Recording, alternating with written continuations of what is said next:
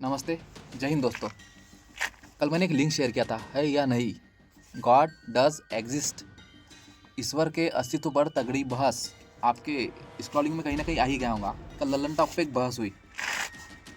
मुझे वो बहस देखकर सोले पिक्चर की याद आ गई। यानी पूरे गांव में अंधेरा और लाउड स्पीकर मस्जिद में। वहाँ पे लाउड स्पीकर का डीजे भी लगा सकते थे, क्योंकि उसके स्क्रिप्ट राइटर थे सलीम जावेद जी।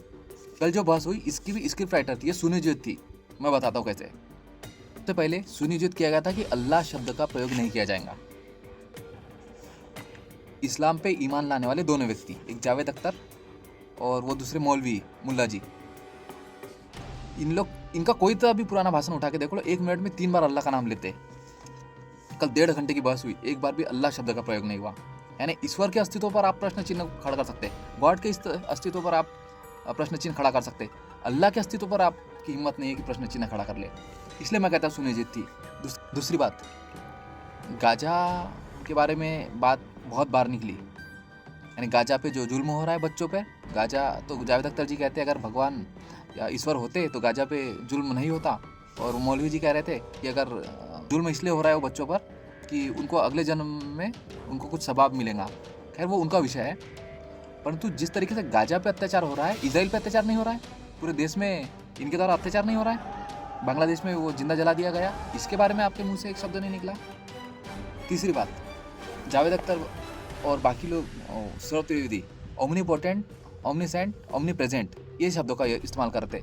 ओमनीप्रेजेंट, ओमनीपोटेंट और ओमनीसेंट सिर्फ शिव के बारे में कहा जाता है, बाकी ओमनीपोटेंट ओमनीप्रेजेंट नहीं है। काल के बारे में हिंदू माइथोलॉजी में बार बार काल शब्द और समय का जिक्र आता है। जब 2 पक्ष होते हैं तो 50% लोग एक पक्ष की तरफ से बैठते हैं, 50% लोग एक पक्ष की तरफ से बैठते।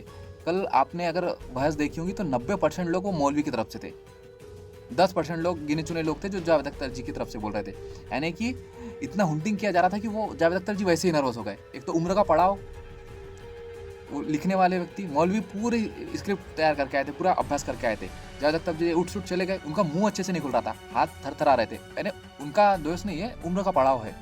तो लोग उसमें ही तालियां वाहवाही कर रहे मौलवी, वो उनकी मदरसा पढ़ाई वालों की, कि बहुत वो होशियार है, उनका बंद कर दिया। अरे भैया, अगर इतनी आपको कॉन्फिडेंस है तो किसी सलीम एक्स मुस्लिम उनको बुलाइए, अजीज भाई को बुलाइए, रूबिका लिकायत को बुलाइए, और जो भी अच्छे जवाब देने वाले हैं उनसे एक बार बहस कीजिए। और बहस करते वक्त सिर्फ ईश्वर और गॉड का ही नहीं, अल्लाह का भी जिक्र कीजिए, तब पता चलेगा अस्तित्व है या नहीं। बस एक तरफा मत कीजिए। मैं ये रोज़ किसी जावेद अख्तर जी या उस मौलवी उनसे नहीं है, मैं ये सीधा सीधा दोस्त और रोज़ सौरभ त्रिवेदी जी से कहना चाहता हूँ कि दोबारा शोले बनाने की कोशिश मत कीजिए। आप अगर तैयार करते हैं तो थोड़े ढंग से कीजिए। बहुत अच्छे तरीके से इंटरव्यू लिया, आपका लल्लन टॉप में जा रहा है, बहुत आपको साधुवाद है, धन्यवाद है। परंतु स्क्रिप्ट जब बनाए तो 2 पक्ष की बनाए। ईश्वर के अस्तित्व पर प्रश्न करते, गॉड के अस्तित्व पर प्रश्न करते, तो एक बार अल्लाह के अस्तित्व पर भी प्रश्न करने की हिम्मत दिखाए, एक तरफा ना करे। नहीं तो आपका चैनल, आपका एक लेवल बहुत अच्छा है। हमारे जैसा कोई लड़का जिसके पास स्टैंड नहीं, ये बैठता है, 1 गिलास भर पानी पीता है, यहाँ पे टेबल स्टैंड है, हमारी बैठने की व्यवस्था इस तरीके से, यहाँ बैठकर आपकी धज्जियाँ ना उड़ा दे।